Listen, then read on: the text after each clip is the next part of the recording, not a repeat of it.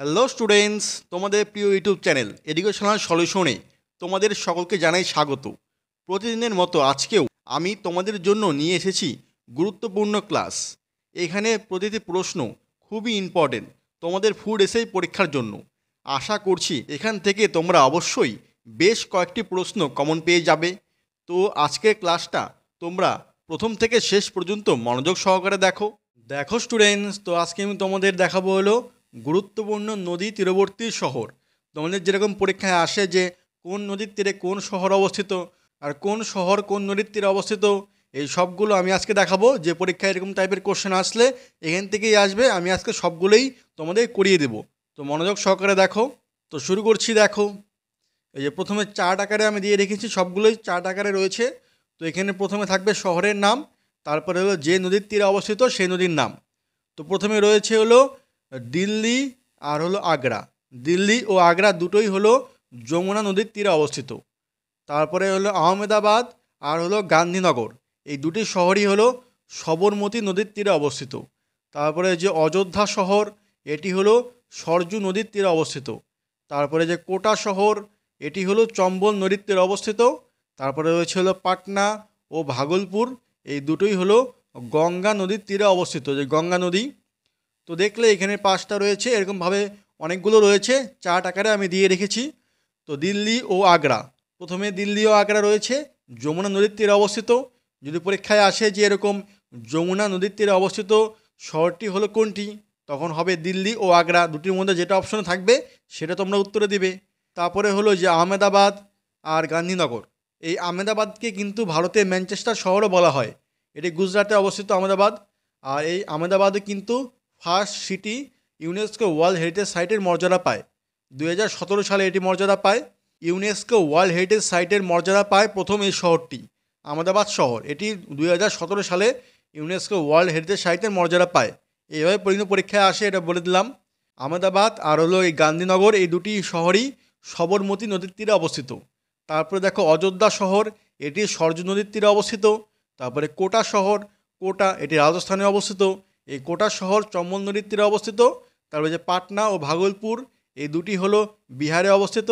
তো এই দুটোই হলো গঙ্গা নদীর তীরে অবস্থিত। তো এরকমভাবে তোমরা চার্ট করে লিখে রাখতে পারো খাতায়, লিখলে তোমাদের পরবর্তীতে অনেকটাই সুবিধা হবে। তো এখান থেকে আসবে পরীক্ষায়। তারপরে নেক্সট চার্ট দেখাচ্ছি। দেখো, এই যে প্রথমে রয়েছে এখানে লখনৌ। লখনৌ শহরটি গোমতী নদীর তীরে অবস্থিত। তারপরে কানপুর, কানপুর শহরটি গঙ্গা নদীর তীরে অবস্থিত। তারপরে দেখো যে কটক অথবা সম্বলপুর, এই দুটি হলো মহানদীর তীরে অবস্থিত। তারপরে জব্বলপুর, এটি হলো নর্মদা নদীর তীরে অবস্থিত। এই যে জব্বলপুরটা যে রয়েছে, এটি কিন্তু পরীক্ষা অনেকটাই আসে। জব্বলপুর শহর এই নর্মদা নদীর তীরে অবস্থিত। তারপরে দেখো যে ডিব্রুগড় ও তেজপুর, এই দুটি আসামে রয়েছে, এটি হলো ব্রহ্মপুত্র নদীর তীরে অবস্থিত। তো আবারও বলছি, ঝালিয়ে নাও। লখনৌ শহর হলো গোমতী নদীর তীরে অবস্থিত। কানপুর শহর হলো গঙ্গা নদীর তীরে অবস্থিত। তারপরে কটক ও সম্বলপুর হলো মহানদীর ওপর অবস্থিত, মানে মহানদীর তীরে। তারপরে জব্বলপুর হলো নর্মদা নদীর তীরে অবস্থিত। তারপরে যে ডিব্রুগড় ও তেজপুর, এটি আসামে অবস্থিত, এটি হলো ব্রহ্মপুত্র নদীর ওপর অবস্থিত। এই কটক, সম্বলপুর আর জব্বলপুর, এই তিনটি হলো উড়িষ্যা রাজ্যে অবস্থিত। তো মনে রাখবে এই সবগুলি। তারপরে নেক্সট পয়েন্টে যাচ্ছি। দেখো নেক্সট পেজে, এই যে তারপরে যে মানালি শহর, মানালি শহর হলো বিপাশা নদীর তীরে অবস্থিত। তারপরে শ্রীনগর, জম্মু কাশ্মীরের শ্রীনগর, এটি হলো ঝিলম অথবা বিতস্তা নদীর তীরে অবস্থিত। তারপরে বিজয়ওয়াড়া, বিজয়ওয়াড়া হলো কৃষ্ণা নদীর তীরে অবস্থিত।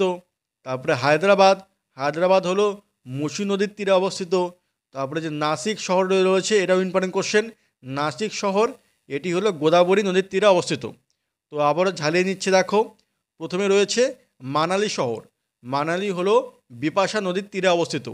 তারপরে শ্রীনগর শহর, এটি হলো ঝিলম অথবা বিতস্তা নদীর তীরে অবস্থিত। তারপরে রয়েছে বিজয়ওয়াড়া, এটি হলো কৃষ্ণা নদীর তীরে অবস্থিত। তারপরে রয়েছে হায়দ্রাবাদ, এটি হলো মুসি নদীর তীরে অবস্থিত। তারপরে রয়েছে হলো নাসিক শহর, এটি হলো গোদাবরী নদীর তীরে অবস্থিত। তো দেখলে এগুলি খুবই ইম্পর্টেন্ট কোশ্চেন, সবগুলোই কিন্তু তোমাদের আসলে এখান থেকে আসবে। তারপরে নেক্সট পেজে যাচ্ছি। তো নেক্সটে রয়েছে প্রথমে হলো পুনে। পুনে শহর, এটা কিন্তু মুলামুথা নদীর তীরে অবস্থিত। এই কোশ্চেনটা কিন্তু অনেকবারই চলে এসেছে যে মুলামুঠা নদীর তীরে অবস্থিত কোন শহর, অথবা পুনে শহরটি কোন নদীর তীরে অবস্থিত। তো দুটো বলেই পুনে শহর মুলামুঠা নদীর তীরে অবস্থিত। তারপরে যে মাদুরাই যে রয়েছে, মাদুরাই হলো ভাইগাই নদীর তীরে অবস্থিত। আর এই মাদুরাইকে কিন্তু উৎসবের শহরও বলা হয়। তো মাদুরাই হলো ভাইগাই নদীর তীরে অবস্থিত। তারপরে যে রৌরকেল্লা, রৌরকেল্লা অথবা যদি বলে রৌরকেল্লা স্টিল কোম্পানি, এটিও কিন্তু এই যে ব্রাহ্মণী নদীর তীরে অবস্থিত। তারপরে সুরাট, এটিও ইম্পর্টেন্ট কোশ্চেন। সুরাট, সুরাট হলো তাপ্তি নদীর তীরে অবস্থিত। তারপরে রয়েছে হলো যে পানাজি, পানাজি হলো গোয়াতে অবস্থিত, গোয়ার রাজধানী। আর এটি হলো মান্ডবী নদীর তীরে অবস্থিত। এই যে দেখো মান্ডবী নদীর তীরে অবস্থিত। তো আবারও ঝালিয়ে নিচ্ছি দেখো, পুনে, পুনে হলো মুলামুঠা নদীর তীরে অবস্থিত। তারপরে মাদুরাই হলো ভাইগাই নদীর তীরে অবস্থিত। তারপরে হলো রৌরকেল্লা, এটি হলো ব্রাহ্মণী নদীর তীরে অবস্থিত। তারপরে সুরাট, সুরাট হলো তাপ্তি নদীর তীরে অবস্থিত। তারপরে পানাজি হলো মান্ডবী নদীর তীরে অবস্থিত। তো এখান থেকে পুনে আর হলো সুরাট, এই দুটি খুবই খুবই খুবই ইম্পর্টেন্ট। তো এই দুটো ভালো করে দেখবে, সবগুলো তো দেখবে, আর যেগুলো আমি ইম্পর্টেন্ট বলবো বেশি, সেগুলো আরও বেশি ভালো করে দেখবে। তারপরে নেক্সট পেজে যাচ্ছি। দেখো, আগে গেলে হলো সবগুলো মানে অল ইন্ডিয়ার, আর এখন হলো খালি পশ্চিমবঙ্গের। খালি পশ্চিমবঙ্গে কোনগুলি রয়েছে সেগুলি আমি দেখিয়ে দিচ্ছি। পশ্চিমবঙ্গেরগুলো কিন্তু বেশি ইম্পর্টেন্ট পশ্চিমবঙ্গের জন্য। দেখো, শহরের নামে রয়েছে কলকাতা, ব্যারাকপুর, হাওড়া আর হলো চন্দননগর। এই চারটি শহরই কিন্তু এই হুগলি নদীর তীরে অবস্থিত। তো মনে রাখবে, কলকাতা, ব্যারাকপুর, হাওড়া, চন্দননগর, এই চারটি শহরই হলো এই হুগলি নদীর তীরে অবস্থিত। তারপরে হলো আসানসোল, দুর্গাপুর আর রানীগঞ্জ, এই তিনটি শহর হলো দামোদর নদীর তীরে অবস্থিত। তো আবার বলছি শোনো, আসানসোল, দুর্গাপুর আর রানীগঞ্জ, এই তিনটি দামোদর নদীর তীরে অবস্থিত। তারপরে যে কোচবিহার, কোচবিহার হলো তোরসা নদীর তীরে অবস্থিত। আর আলিপুরদুয়ার হলো এই যে কালজানি নদীর তীরে অবস্থিত। তো তোমরা কিন্তু এগুলো খাতায় লিখে রাখো, না কিন্তু ভুলে যাবে। আর তোমাদের নদী তীরবর্তী শহরের থেকে যদি কোশ্চেন আসে, আমি আজকে যেগুলো করাচ্ছি এগুলোর থেকেই কোশ্চেনটা আসবে, এর বাইরে কোনো কোশ্চেনই আসবে না। তো তোমরা এই ক্লাসটি মনোযোগ সহকারে ভালো করে দেখো। তো বারবার দেখো, আর পরীক্ষায় যাওয়ার আগে একবার দেখে যাবে, তোমাদের মনে থাকবে। তো আবারও বলছি, দেখো, কলকাতা, ব্যারাকপুর, হাওড়া আর চন্দননগর, এই চারটি শহর হলো হুগলি নদীর তীরে অবস্থিত। তারপরে হলো আসানসোল, দুর্গাপুর, রানীগঞ্জ, এই তিনটি হলো দামোদর নদীর তীরে অবস্থিত। তারপরে কোচবিহার, কোচবিহার হলো তোরসা নদীর তীরে অবস্থিত। তারপরে হলো আলিপুরদুয়ার, এটি হলো কালজানি নদীর তীরে অবস্থিত। তারপরে আরও রয়েছে, নেক্সট যাচ্ছি নেক্সট পেজে। তারপরে দেখো যে বালুরঘাট, বালুরঘাট হলো আত্রাই নদীর তীরে অবস্থিত। তারপরে যে বোলপুর, বোলপুর হলো কোপাই নদীর তীরে অবস্থিত। তারপরে যে বসিরহাট, টাকি, তারপরে বনগাঁ, বসিরহাট, টাকি আর বনগাঁ, এই তিনটি শহরই হলো ইছামতি নদীর তীরে অবস্থিত, ইছামতি নদী। তারপরে শিলিগুড়ি রয়েছে, যে শিলিগুড়ি, শিলিগুড়ি শহর হলো এই যে মহানন্দা ও বালাসন নদী, মহানন্দা ও বালাসন নদীর তীরে অবস্থিত এই শিলিগুড়ি শহর। দুটি নদী রয়েছে, কিন্তু দুটি নদীগুলি খুবই ইম্পর্টেন্ট, বেশি ইম্পর্টেন্ট। তারপরে যে জলপাইগুড়ি শহর রয়েছে হলো তিস্তা ও করলা নদীর তীরে অবস্থিত। এই যে শিলিগুড়ি আর জলপাইগুড়ি, এই দুটি কিন্তু বেশি ইম্পর্টেন্ট, মনে রাখবে, কারণ দুটো করে নদী রয়েছে। যে শিলিগুড়ি হলো মহানন্দা ও বালাসন নদী, আর জলপাইগুড়ি শহর হলো তিস্তা ও করলা নদী। তো আবার প্রথম থেকে ঝালিয়ে নিচ্ছি। দেখো, প্রথমে হলো বালুরঘাট, বালুরঘাট হলো আত্রাই নদী, বোলপুর হলো কোপাই নদী, বসিরহাট, টাকি ও বনগাঁ হলো ইছামতি নদী, তারপর শিলিগুড়ি হলো মহানন্দা ও বালাসন নদী, আর লাস্ট হলো জলপাইগুড়ি, এটি হলো তিস্তা ও করলা নদী।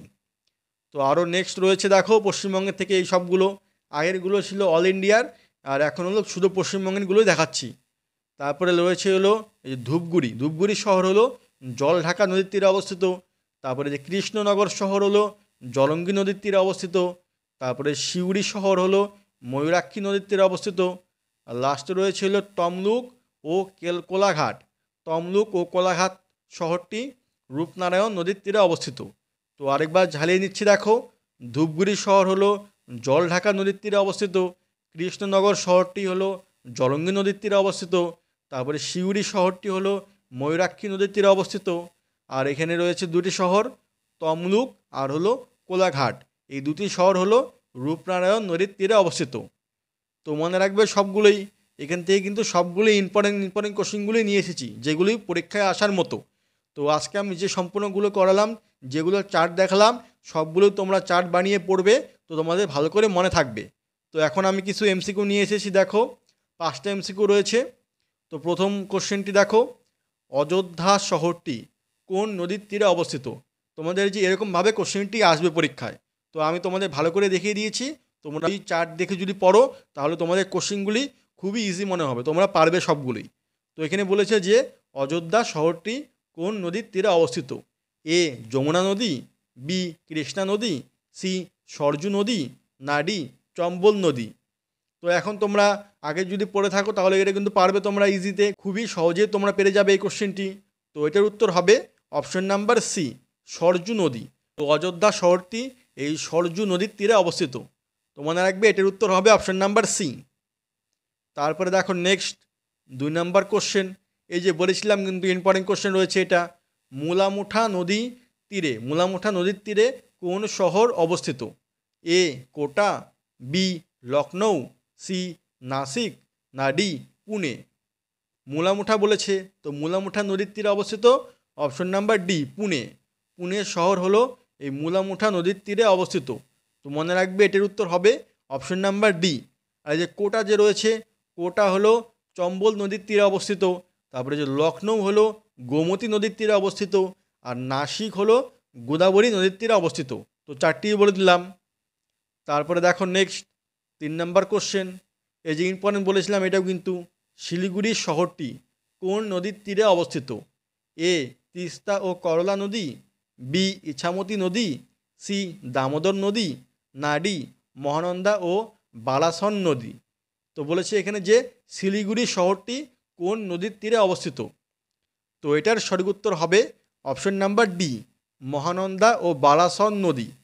মহানন্দা ও বালাসন নদীর তীরে অবস্থিত এই শিলিগুড়ি শহরটি। দুটো নদী দিয়ে আছে, এর জন্য এই কোশ্চেনটি খুবই ইম্পর্টেন্ট। তারপরে যে রয়েছে দেখো তিস্তা ও করলা নদী, এই নদীর তীরে অবস্থিত কিন্তু জলপাইগুড়ি শহর, এটাও ইম্পর্টেন্ট কোশ্চেন। তারপরে ইছামতি নদীর তীরে অবস্থিত বসিরহাট, তারপরে টাকি, বনগাঁ, সবগুলো আমি বলে দিয়েছি আগে। তারপরে দামোদর নদীর তীরে কিন্তু অবস্থিত হলো আসানসোল, দুর্গাপুর আর রানীগঞ্জ, এই 3টি শহর অবস্থিত। তো ইম্পর্টেন্ট কোশ্চেন মনে রাখবে। তারপরে দেখো নেক্সট 4 নাম্বার কোশ্চেন, এই যে এটাও বলেছিলাম কিন্তু ইম্পর্টেন্ট, পরীক্ষা আসতে পারে। সুরাট শহরটি কোন নদীর তীরে অবস্থিত? এ গোদাবরী নদী, বি তাপ্তি নদী, সি নর্মদা নদী, না ডি মুসি নদী। তো বলেছে এখানে যে সুরাট শহর, তো সুরাট শহরটি অপশন নাম্বার বি তাপ্তি নদী। তাপ্তি নদীর তীরে অবস্থিত এই সুরাট শহর। তো মনে রাখবে এটার উত্তর হবে অপশন নাম্বার বি, তাপ্তি নদীর তীরে অবস্থিত সুরাট শহর। তারপরে যে রয়েছে যে গোদাবরী, গোদাবরী নদীর তীরে অবস্থিত নাসিক শহর। তারপরে যে নর্মদা নদীর তীরে কিন্তু অবস্থিত হলো জব্বলপুর শহর। তারপরে যে মুসি নদীর তীরে অবস্থিত হলো হায়দ্রাবাদ শহর। তো সবগুলোই বলে দিলাম। তারপরে দেখো নেক্সট 5 নাম্বার কোশ্চেন, আর এটি হলো আজকে লাস্ট কোশ্চেন। গোদাবরী নদীর তীরে অবস্থিত কোন শহর, মানে কোন শহরটি গোদাবরী নদীর তীরে অবস্থিত? এ নাসিক, বি পুনে, সি সুরাট, না ডি জব্বলপুর। তো এটা আমি তোমাদের হোমওয়ার্ক দিলাম, তোমরা যদি আগে পড়ে থাকো তাহলে এই কোশ্চেনের উত্তরটা তোমাদের খুবই সহজ লাগবে, আর না পড়ে থাকলে কঠিন মনে হবে। তো এটি খুবই সোজা কোশ্চেন, ইজি কোশ্চেন। তো তোমরা অবশ্যই কমেন্ট করে বলবে যে এটার উত্তর কী হবে। তো এই ছিল আজকের আমাদের ক্লাস। তো ক্লাসটি কেমন লেগেছে অবশ্যই কমেন্ট করে জানাবে, আর ভালো লেগে থাকলে অবশ্যই একটি লাইক আর একটি শেয়ার করে দেবে। আর যারা চ্যানেলে নতুন রয়েছো তারা অবশ্যই চ্যানেলটি সাবস্ক্রাইব করে পাশে থাকা বেল বাটনটি অন করে দেবে এরকম আরও ক্লাসের জন্য। তো আজকের মতো এখানেই রাখছি, আবার দেখা হবে পরবর্তী ভিডিওতে। বাই।